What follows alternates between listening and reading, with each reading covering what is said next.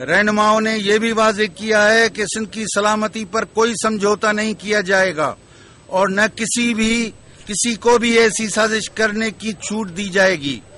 सिंध एक नाकाबिल तकसीम वहदत है, उसके इख्तियार और खुद मुख्तियारी पर कोई सौदेबाजी कबूल नहीं किए जाएगी। मेहरबानी। अब साहब दोस्तों का बहुत बहुत शुक्रिया। अगर कोई सवाल होगा तो।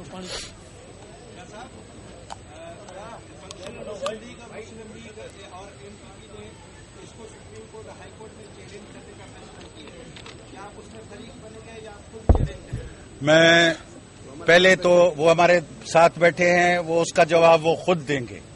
हमने ये पहले सियासी अमल के जरिए इस चीज को नाकाम करना है।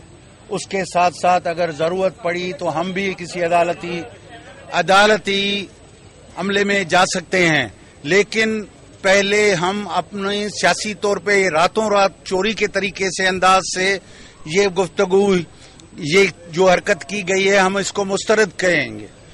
एक मैं आपको ताज़ा खबर बहुत करंट है जो अभी मुझे इरसाल हुई, वो ये कि आज गवर्नमेंट प्रिंटिंग प्रेस में पब्लिश होने वाले ऑर्डिनेंस जिस पे सीएम और गवर्नर की समरी थी, उसको पब्लिक होने से रोक दिया गया है। अभी ताज़ा खबर है। और ये कहा गया है कि सिंध असेंबली के मेंबर तो रबड़ स्टैंप हैं, हम इनसे मंडे के दिन पे ये पास करा लेंगे एक दिन में ही। तो ये हम इसकी भी मजम्मत, असेंबली में आना चाहिए, डिस्कस होना चाहिए, सब जमायतों का मौक़िफ़ होना चाहिए ताकि एक हकीकी तौर पे एक कानून साजी हो सके।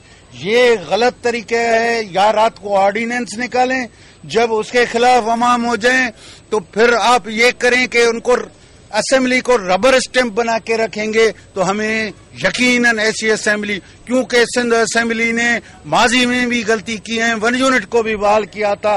कतई सिंध असेंबली को ये इजाजत नहीं है कि मारा हुआ है आइन कोई कदम उठा सके।